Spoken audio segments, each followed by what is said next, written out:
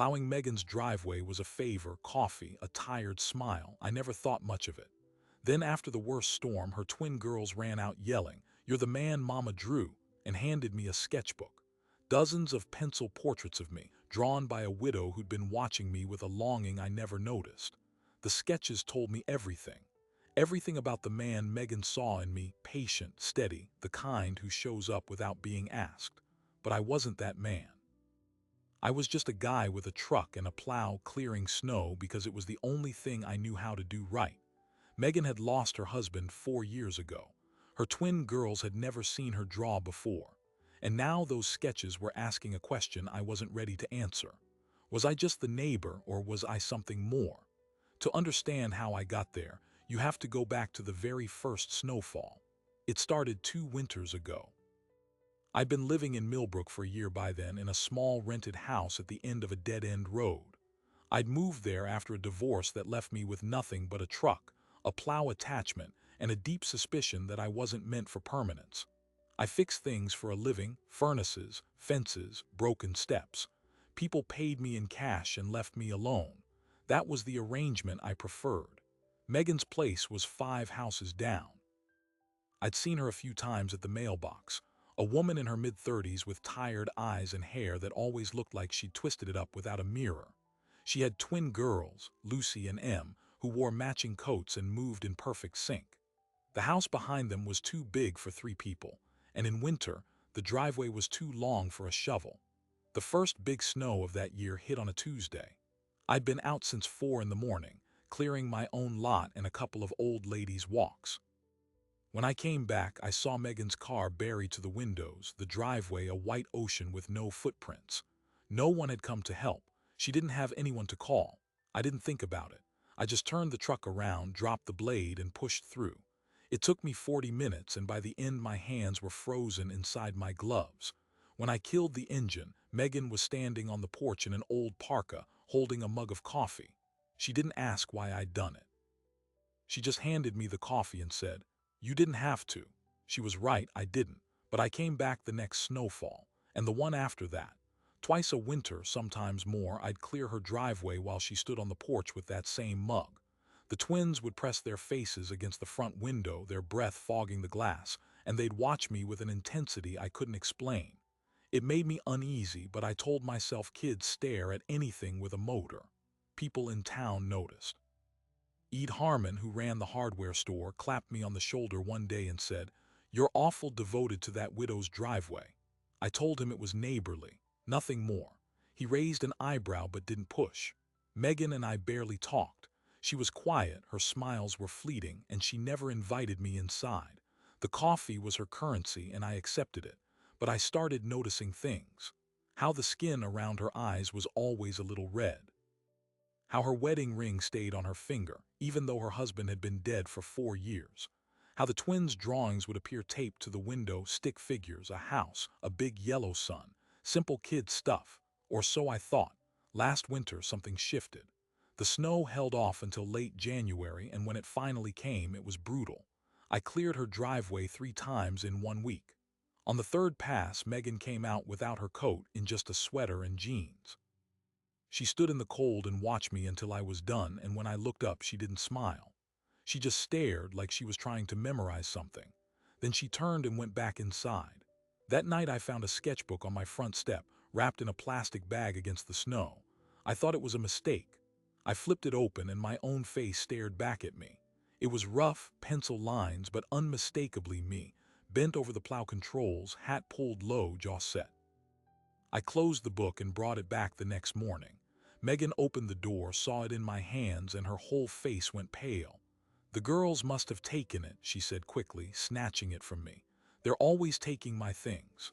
I didn't believe her, but I let it go. What was I supposed to say? I'm not the kind of man women draw. After that, the twins got bolder. They started waving when they saw my truck. One morning, Lucy ran out in her pajamas, right through the snow, and handed me a folded piece of paper. "It's for you," she said, and ran back before I could open it. It was a drawing of a man in a red truck with the words "The Snowman" written in wobbly letters. I kept it in my glove box. Em started calling me the Plowman whenever she saw me. It was innocent, I told myself. They didn't have a father anymore. Maybe they just wanted to see a man around. I understood that kind of hunger even if I didn't know what to do with it. But here's the thing about a small town, nothing stays innocent. By the start of this winter, people were talking more openly. Marge, who ran the diner, leaned over the counter one morning and said, "You know what folks are saying, right? That you've been sweet on that widow since the first snow, that it's only a matter of time." I told her there was nothing to it, but my voice didn't sound convincing, not even to me. Because the truth was, I looked forward to those snows. I checked the weather app obsessively. I tuned my plow blade like I was prepping for a race. And when Megan smiled at me, really smiled, not the tired one, I felt something crack open in my chest that I'd been keeping sealed shut since my ex-wife left. The storm that changed everything was forecast a week in advance. They called it a generational blizzard, 2 feet of snow, winds at 50 miles an hour, whiteout conditions. The whole county went into prep mode.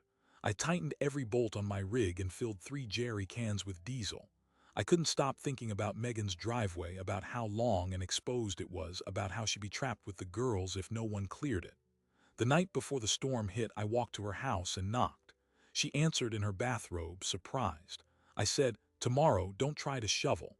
I'll be here before sunrise." She looked at me like I'd said something far more important. Then she nodded, whispered thank you, and closed the door. I barely slept. At 4 in the morning, the snow was already thick on the ground and the wind was howling. I plowed my way down the road to her place, the blade fighting against the drifts. It took me nearly an hour to clear the base of the driveway, and by then the snow was falling so hard I could barely see the house. I was about to back out and call it done when I saw movement in the window. The twins, their small faces pressed against the glass, watching as they always did. But this time their eyes were wild with excitement. And then the front door burst open. Lucy and Em flew down the porch steps in their snow boots, no coats, screaming, "You're him! You're the man Mama drew!" I stood frozen in the blizzard, the plow still rumbling behind me, and looked down at these tiny, wild-eyed girls who were now tugging at my gloves. Em, the quieter one, pushed a black sketchbook into my hands like it was the most sacred object in the world. I opened it with fingers I couldn't feel, and the snow fell on the pages. My own face stared back at me, pencil lines, smudged but unmistakable. Me bending over the plow controls. Me laughing on a summer day I couldn't remember, my head tilted back. Me standing by my truck at sunset, hat in hand, eyes toward the horizon. There were dozens of them. Page after page, all drawn by someone who had been watching me with a patience I couldn't comprehend. Then Megan appeared in the doorway. She didn't have a coat, just that same old sweater, and her cheeks were burning red against the snow. She froze when she saw the sketchbook in my hands, and I knew in that single look that the drawings were hers. The girls hadn't stolen anything this time. Lucy shouted again, "Mama, tell him. Tell him he's the man in the drawings." Em added, quieter but no less intent, "We've been waiting for you to find out." Megan stepped out into the storm, her shoes sinking into the snow. She was trembling, not from cold. She looked at me like she was confessing something unspeakable. "I never meant for you to see those," she said, voice cracking. "They were just for me, a way to remember what it felt like to hope." She reached for the sketchbook, but I didn't hand it back. I couldn't. I was still on the page where I was standing under an oak tree, and the details were so precise that I felt like I was seeing myself for the first time through her eyes. I asked her how long. She swallowed hard. "Since the second snowfall, when you didn't ask for anything, when you just showed up." She started to cry, the tears freezing at the corners. "After David died, I thought that part of me was gone forever. The part that notices someone's kindness, the part that wants. But you kept coming back and I couldn't stop drawing you. You became the proof that I could still feel something." She looked down at the girls who were shivering and said, "Get inside, both of you." They ran back in, but not before Lucy yelled over her shoulder, "Don't leave yet, snowman." I stood there in the white roar, holding the evidence of a widow's secret heart. Megan wrapped her arms around herself. "I know this is too much. I know you never asked for a woman with 2 kids and a dead husband and a head full of drawings, but I needed you to know, even if it scares you away. I needed you to know that you aren't just the neighbor. You were never just the neighbor." I didn't answer. I couldn't find any words that felt big enough. I climbed back into the truck, the sketchbook still in my hand, and drove the 300 yards home. I sat in my dark kitchen with the book open on the table, and I went through every page by the light of a single bulb. The drawings weren't just copies of my face. They captured moments I had forgotten, the way I squint into the wind, the way I wipe sweat from my forehead with the back of my glove, the way I once paused to fix a loose board on her fence without being asked. She noticed all of it, and she turned it into something beautiful. It was the most intimate thing anyone had ever made of me. But here's what I knew about myself. I was not a man who stayed. My marriage had collapsed under the weight of my own silences, my own inability to let anyone all the way in. I'd spent 2 years learning how to live without attachment, and I was good at it. This, whatever this was, felt like standing at the edge of a frozen lake and hearing the ice crack beneath my feet. The next morning, the snow stopped. I went to the diner as usual, hopping for a normal cup of coffee and a few minutes without my own thoughts. Marge put a mug in front of me and leaned across the counter, her face serious. "You know Joanne is in town," she said. Joanne was David's mother, Megan's mother-in-law. She lived 3 counties away and only came when something was wrong. I'd heard stories. She was a woman who kept ledgers of grievances, who never forgave Megan for selling David's fishing boat. "She's been asking about you," Marge continued. "She's got that look, the same one she had before she sued the funeral home for putting the wrong flowers on David's casket. I'm just saying, watch yourself." I finished my coffee without tasting it. On my way back, I drove past Megan's house. I told myself I was just checking the driveway, but I wasn't even looking at the snow. I saw an unfamiliar sedan in the drive, and I saw Joanne on the porch, her coat pulled tight, her voice carrying even through the closed windows. Megan stood in the doorway with the twins behind her, and Joanne's finger was raised, pointing between Megan and the road. I couldn't hear every word, but I caught enough. "Those drawings are an embarrassment to my son's memory. You think I'll let some stranger play father to my granddaughters? If you keep this up, I will take them." The twins were crying. Megan's face was stone, but I could see her crumbling at the edges. Joanne stomped down the steps, got in her car, and drove off. I sat in my truck, hands on the wheel, and watched Megan close the door. She didn't see me. I drove home and spent an hour in the garage trying to fix an engine part that wasn't broken. Every time I closed my eyes, I saw the drawings. I saw the twins' faces. I saw Joanne's threat. That evening, Megan called me. I had never given her my number, but she'd gotten it from Marge. Her voice was hollow. "I need you to stay away for a while," she said. "Joanne is serious. She's already talking to a lawyer. If she can prove I'm in a relationship, she'll argue I'm emotionally unstable, that I'm replacing David too fast. She could take the girls. I can't lose them. They're all I have." I told her I understood. But when she hung up, I knew I didn't understand at all. Because I could still hear the way she'd said the part that once. The next 3 days were the longest of my life. I didn't go near her house. I plowed other driveways, fixed other fences. But I kept the sketchbook in my truck, and every morning I looked at the drawing of me standing at sunset, hat in hand. I started to realize that the man in those pictures wasn't the man I thought I was. He was someone capable of showing up, someone worth drawing. And I started to think about the driveway in a new way. It wasn't a favor, it was a path. Every pass of the plow had been a line drawn closer to her door. On the third night, I found a note tucked under my windshield wiper. It was written in green crayon, folded into a tiny square. "Please don't go, snowman," it said. "Mama needs you, we need you. Love, Lucy and M." Underneath, in different handwriting, smaller and more careful, "She hasn't drawn anything since you left." I sat in the truck until the cab grew cold, the note in my hand. Then I drove to Megan's house. I didn't have a plan. I just knew I couldn't let Joanne win without a fight. When I pulled up, the lights were on downstairs. But there was another vehicle in the driveway, a sheriff's cruiser. I killed my engine and watched through the window as a deputy stood in the doorway, clipboard in hand, while Megan spoke to him with her arms wrapped tight around the twins. She looked terrified. I didn't know what Joanne had told them, but I knew this wasn't a friendly visit. Something had been set in motion, and I was either going to be the reason her girls were taken away or the reason they stayed. I killed the engine and watched the cruiser for a full minute, my breath fogging the windshield. The deputy was young, barely out of his 20s, with a clipboard and a posture that said he'd rather be anywhere else. Megan had one hand on each twin's shoulder, pushing them behind her, and even from 40 yards away I could see the way her knuckles had gone white. Em was crying. Lucy looked furious. I thought about driving away, letting the system do what it does, but then I thought about the green crayon note still folded in my pocket. Mama hasn't drawn anything since you left. I opened the door and walked toward the porch. The deputy turned as I climbed the steps. "Can I help you, sir?" I said my name and told him I lived down the road, that I'd been helping clear the driveway for 2 winters. I saw the car and wanted to make sure everything was all right. Megan's eyes met mine, wide and warning. The deputy glanced at her, then back at me. "We received a call from a concerned family member," he said carefully. "Just following up, making sure the children are safe." I looked at Lucy and Em. Lucy's jaw was set, the same stubborn line I'd seen on Megan's face the day she gave me coffee without asking why I'd come. Em was clutching her mother's sleeve, her small face blotchy and scared.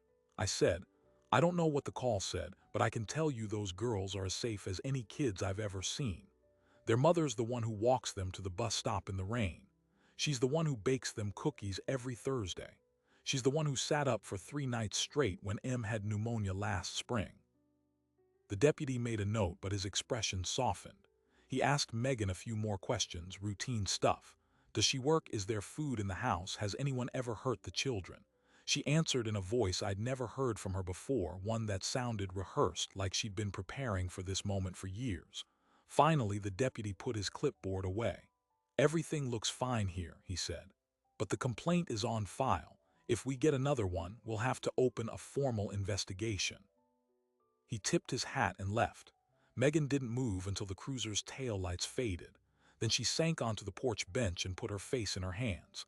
Lucy and Em crowded around her, and I didn't know what to do with my own body. So I kneeled down in front of the twins and said, "You two are the bravest girls I know." "You hear me?" Lucy nodded, but Em just stared at me with those big, wet eyes and whispered, "Are you going to go away now?" I told her, "No, I'm not going anywhere." Megan looked up. "You don't get it," she said, voice cracking. "Joanne will keep calling. She'll call the school, the county, anyone who will listen.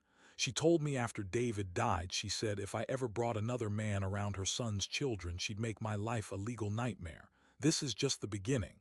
I sat on the bench beside her. "Then let it begin. I'm not her son. I'm not anyone's replacement, but I'm also not leaving." Megan stared at me, and something shifted in her expression, a fear that was slowly being pushed aside by something fiercer. She grabbed the twins and pulled them inside, but before she closed the door, she looked back at me. "Come back tomorrow," she said. "Bring coffee." The next morning, I arrived at dawn with 2 cups and a plan. Over eggs and toast, Megan told me the full story. Joanne had always been controlling, even before David died. She tried to pick the twins' names, arranged their baptism without asking, attempted to sell Megan's house out from under her after the funeral. When Megan refused, Joanne began a slow, grinding campaign. She filed a complaint with the school board claiming the girls were being neglected. She called Child Protective Services twice, both times unsubstantiated. Every time, the investigation cleared Megan, but the stress was wearing her down. The sketchbook had been her only escape, the only place where she could imagine a different kind of future. "The night before the big storm," Megan said, "Lucy asked me why I was drawing you. I told her that some people are like snow, they come quiet and cover everything." She said, "Is he going to stay?" I didn't have an answer. She paused, her hands wrapped around the coffee mug I'd brought. I didn't think I'd ever have an answer. That afternoon, I went to see Frank Driscoll, a lawyer who'd once helped my uncle when a neighboring farm tried to claim his water rights. Frank was in his 60s, with a crooked tie and an office that smelled of old paper. I laid out the whole situation: the driveway, the drawings, Joanne's threats, the deputy at the door. Frank leaned back in his chair. "Joanne Ellison," he said. "She's been through this office before. Tried to sue the hospital for wrongful death, tried to sue the cemetery for emotional distress. She's got money and she's got anger, which is a dangerous combination. But her case history doesn't hold up. She loses when people push back." He agreed to take Megan's case pro bono on one condition: I had to be prepared to testify about my character and my intentions. I didn't hesitate, but when I told Megan, she went pale. If you testify, she'll drag your name through the mud. She'll bring up your divorce, she'll find something. I told her I had nothing to hide, but that wasn't entirely true.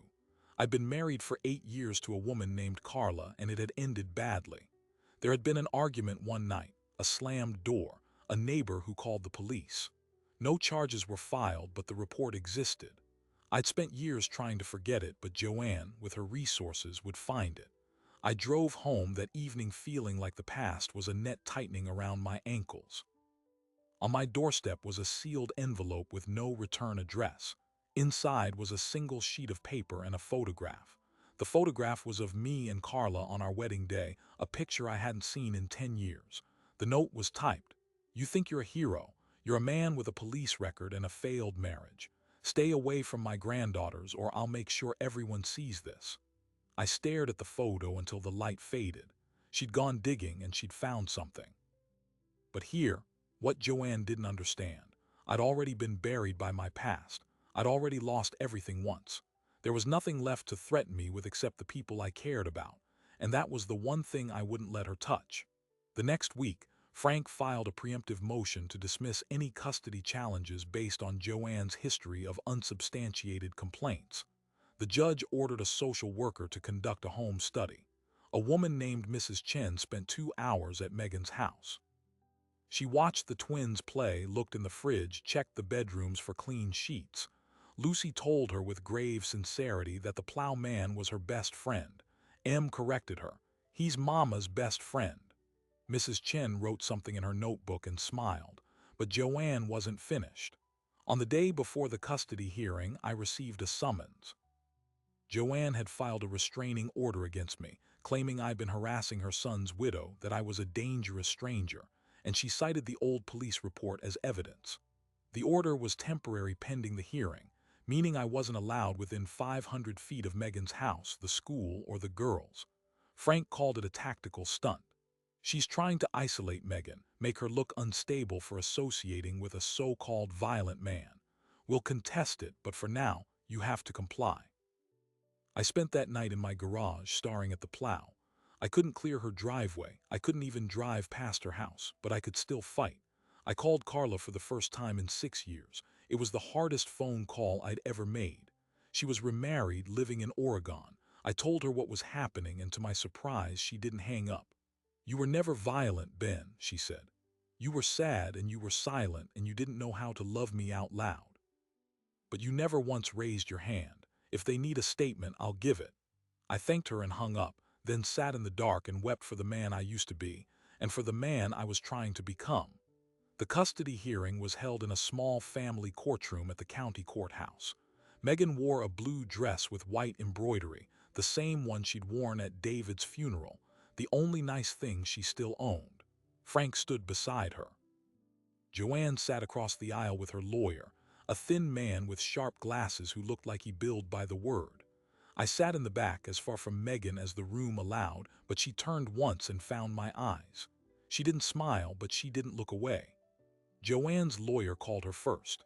She painted a picture: a grieving grandmother, a daughter-in-law who'd become erratic, a strange man with a police record inserting himself into the family. She held up the wedding photo of me and Carla like it was evidence of a crime. She quoted the police report. She said the twins were being exposed to a predator. Lucy and Em, thankfully, were not in the room. They were with Marge, who had closed the diner to watch them. Then Frank stood up. He was methodical. He entered into evidence the complete case files, the 3 prior CPS complaints, all closed as unfounded. He submitted the social worker's home study, which described Megan as a devoted and capable mother, and noted that the children showed no signs of distress or neglect. He called a series of witnesses: the deputy who'd come to the house, who testified that Megan was cooperative and the home was clean; Marge, who testified that Megan was a regular at the diner, always with the girls well-dressed and well-fed. And then he called me. I walked to the stand with my heart hammering. I swore to tell the truth. Frank asked me about my relationship with Megan. I said, I plow her driveway. I've been doing it for 2 winters. We were barely more than strangers until recently. He asked about the police report, and I explained exactly what Carla had told me, that I'd never been violent, that it was an argument, a loud one, and that no charges had ever been filed. He asked me if I loved Megan. I looked at her and I said, yes, I do. The gallery stirred. Joanne's lawyer cross-examined me, trying to make me seem calculating, a drifter who saw an easy mark. He asked if I'd ever been in trouble with the law. I said no. He asked if I'd ever spent a night in jail. I said no. He asked if I'd ever been ordered to stay away from a woman or a child. I said no. He sat down, frustrated. Joanne took the stand one more time and Frank dismantled her. He presented a letter she'd written to Megan 6 months after David's death, threatening to sue for grandparent rights if Megan ever remarried. He presented a police report from Joanne's own town, a complaint from a neighbor about Joanne's aggressive behavior. He asked, Mrs. Ellison, isn't it true that your real objection is not about safety but about control, that you can't stand the idea of your son's widow finding happiness with anyone else? Joanne's face went red, then white. She didn't answer. The judge, a woman named Judge Kessler, took a long pause, then spoke. She ruled that the temporary restraining order against me was baseless and dismissed it with prejudice. She found no evidence of neglect or risk to the children, and she warned Joanne that any further unfounded complaints could result in sanctions. Then she looked directly at Megan and me. The court is not in the business of governing who people love, she said. If the two of you wish to pursue a relationship, that is your private matter. All the court requires is that the children remain safe and loved. From everything I've seen, they are. The gavel came down. Megan broke into sobs. Frank shook my hand. And in the back of the courtroom, a small, sturdy figure stood up, Lucy, who had apparently slipped away from Marge and followed us here. She walked down the aisle, past the lawyers, straight to me and grabbed my hand. "Does this mean you can come back now?" she asked. I picked her up, looked at Megan, who was laughing and crying at once, and said, "Yeah, kid, it means I can come back." That night I drove Megan and the twins home. The driveway was clear. It hadn't snowed in days, but I parked anyway and walked them to the door. Megan stood on the porch where she'd stood 100 times before, but this time she took my face in her hands and kissed me, not carefully like the first time, but deeply, like she'd been holding her breath for 4 years and I was the air. When she pulled back, she said, "I need to show you something."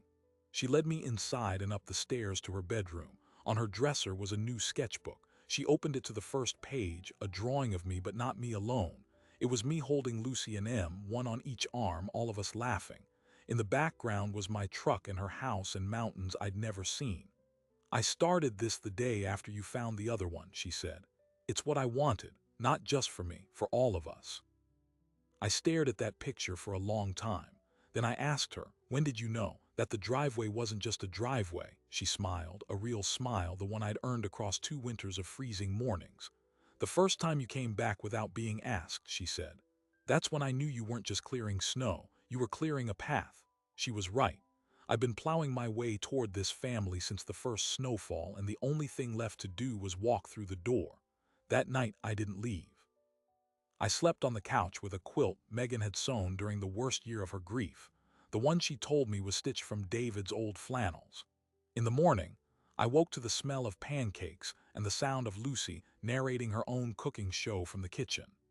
Em was setting the table with the mismatched plates Megan had collected from thrift stores, and Megan stood at the stove with flour on her cheek, looking like she'd been doing this for years instead of just one morning. Nobody asked why I was still there. Lucy handed me a fork and said, "You get the first pancake because you're the snowman." That was the beginning of a new rhythm. I still plowed the driveway when it snowed, but now I parked the truck and came inside after. The twins would help me shovel the walk, their small shovels scraping in time with mine, and then we'd all sit at the kitchen table while Megan poured coffee and asked me about my day. The first time Em called me Ben instead of the plowman, Megan's eyes got wet. The first time Lucy asked if I could come to her school's winter concert, I canceled a furnace repair and sat in the front row. I clapped so loud the teacher had to shush me. I didn't care. I was becoming someone's person, and that was a bigger job than any I'd ever taken. But Joanne wasn't finished. 2 weeks after the hearing, she filed an appeal. Her lawyer argued that Judge Kessler had shown bias, that the social worker's report had been insufficient, that the whole proceeding had been tainted by small-town sympathy. Frank called it a desperation play, one that would cost her far more money than it could ever win. Megan got the notice on a Thursday and spent the whole afternoon sitting on the porch, staring at the empty driveway. She told me, "I can't keep fighting her forever. Eventually, I'll run out of strength." I sat beside her, our shoulders touching, and said, "You won't have to, because you're not fighting her alone anymore." Frank filed a motion to dismiss the appeal.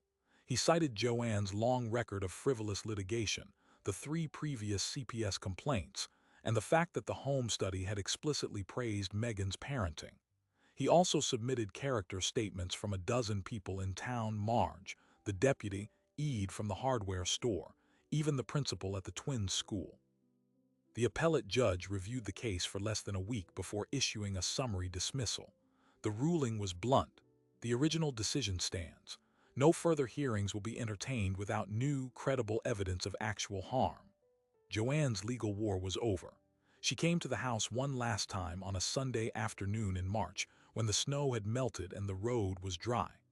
I was in the backyard with the twins, teaching them how to fix a loose chain on a bike, when I heard a car pull up. Megan was on the porch and she stood as Joanne got out. Joanne looked older than I remembered. Her shoulders sagged, her eyes hollow. She didn't raise her voice. She just looked at Megan and said, "I've lost my son, and now I've lost my granddaughters." Megan walked down the steps and stood in front of her, close enough to touch. "You haven't lost them," she said quietly. "You never had to lose them. Lucy and Em need a grandmother, but they need one who loves them more than she hates me." Joanne's face crumpled. She didn't apologize, but she didn't argue. She just got back in her car and drove away. That was the last time any of us saw her for a long while. A month later, I moved in. It wasn't a dramatic thing, just a slow accumulation of my belongings on the left side of Megan's closet, my tools in the garage, my coffee mug next to hers. The twins got their own rooms for the first time, and I built them bookshelves out of reclaimed wood. Lucy painted hers purple. Em insisted on green. I taught them to ride bikes without training wheels, and Megan stood on the porch with her sketchbook, drawing all of it. This time she didn't hide the pages. She'd show me her work at night after the girls were asleep, and I'd tell her which moments I remembered and which ones she'd imagined. She'd laugh and say, "They're all real. You just didn't see yourself the way I saw you." Then, in early summer, Megan gave me the original sketchbook. The one I'd found on my doorstep 2 winters ago. She had wrapped it in brown paper and tied it with a piece of twine. "I want you to have it," she said. "It's yours now. It was always yours." I opened it to the first page, the drawing of me bent over the plow controls, hat pulled low. Below it, in Megan's handwriting, was a date, January 18th, 2 years ago, the day after the first big snow. And below that, a single line: "He came without being asked." I turned the pages slowly, each one a moment I'd lived and never realized anyone had witnessed. Me laughing in the summer sun, me standing under a tree, me fixing a fence post, me holding Lucy after she fell off her bike. The book ended with a blank page, and Megan pointed to it. "That's for whatever comes next." What came next was something I never saw coming. One evening in August, after the girls were in bed, Megan sat me down at the kitchen table. Her hands were trembling, and I thought something was wrong. She reached into her pocket and pulled out a small, folded piece of paper, a sonogram. In the fuzzy black and white image was the unmistakable shape of a tiny body. "I'm pregnant," she whispered. "We're going to have a baby." I stared at the picture, then at her, then back at the picture, and my vision blurred. I had been alone for so long that the idea of creating new life felt like a miracle I hadn't earned. But Megan took my hand and pressed it against her stomach. "You're not just the man Mama drew anymore," she said. "You're the father of this child, and you're the father Lucy and Em chose." When we told the twins, Lucy did a cartwheel in the living room and knocked over a lamp. Em sat very still, processing the information with the gravity of a small judge, and then asked, "Does the baby get to call you Snowman too?" I told her the baby could call me whatever it wanted, and she nodded, satisfied. From that day on, Lucy and Em started referring to me as Dad. It happened gradually, first in drawings, then in conversation, then casually, like it had always been true. The first time Lucy said it in public, at the hardware store while I was buying lumber, I had to excuse myself and stand in the parking lot for a full minute before I could speak. The baby was born in late March, on a day that started with a flurry of unseasonable snow. Megan went into labor just before dawn, and I drove her to the hospital with the plow still attached to the truck because I hadn't had time to take it off. The roads were slick, and I drove so carefully my hands cramped on the wheel. She was calm. She held my arm and said, "This is just another path you're clearing for us." Our son was born at 2 in the afternoon. We named him David after the man who had come before me, the one whose absence had hollowed out a space I was never meant to fill, only to honor. When I held him for the first time, I thought about Albert Morris, the man I'd never met who had told his daughter to find someone who would stay. I thought about the driveway, the snow, the coffee, the sketchbook. And I thought about how the universe sometimes gives you a second chance, not because you deserve it, but because someone else believed you could be more than you were. That spring, Megan's sketchbook was discovered by a small gallery owner who'd seen one of her drawings at the farmer's market. She was offered a show, a whole collection of what she called the Snowman series. The opening night, the gallery was packed with people from town. The drawings were framed on the walls. Me and the truck, me and the twins, me standing alone against a sunset. But the centerpiece was a new piece she'd finished just weeks earlier. It showed a man in a red truck, a woman with a tired smile, two twin girls, and a baby wrapped in a blue blanket. Below it, in her careful handwriting, were the words, "He came without being asked, and he stayed." I stood in front of that drawing for a long time, with David asleep in my arms and the girls tugging at my sleeves. Megan came up beside me and took my free hand. "You know," she said, "the driveway was never really about the snow." I looked at her and I finally understood what the twins had known from the very first sketch, what the whole town had seen before I did. The driveway was just the excuse. The real clearing was in me. I spent years thinking love had to be loud, big gestures, grand confessions, the kind of certainty that makes you drop everything and run. But Megan taught me that love can be quiet. It can be the sound of a plow blade scraping asphalt before sunrise. It can be a mug of coffee on a frozen porch. It can be two little girls pressing their faces to a window, watching a stranger become something more. The driveway was just the excuse. The real clearing was in me. Lucy and Em are 9 now. They still call me Snowman sometimes, though mostly it's Dad. David is learning to walk, and Megan is working on a new series of drawings, a collection called After the Snow, filled with green fields and open doors and people who stayed. Joanne came back into our lives slowly, first with a card on the twins' birthday, then with a visit that lasted only an hour but didn't end in tears. Healing, I've learned, is not a straight line. It's a driveway you clear one pass at a time, and sometimes the storm comes back, but you keep showing up. I think about the original sketchbook often. It sits on our bookshelf now, next to the family photos and a framed copy of the green crayon note the twins wrote me that winter. When I need reminding of who I am, I open it to the first page, the drawing of a man in a red truck, hat pulled low, and Megan's words below, "He came without being asked." I didn't know it then, but she wasn't just drawing what she saw. She was drawing what she hoped. And hope, it turns out, is a kind of blueprint. If you look at it long enough, you start to build your life around it. So maybe that's the question I want to leave you with. Who's drawing you? Who's watching you with a longing you're too busy to notice? And what would happen if you put down your shovel, turned around, and let yourself be seen? Because the truth is, most of us are just out here clearing driveways we think are about snow.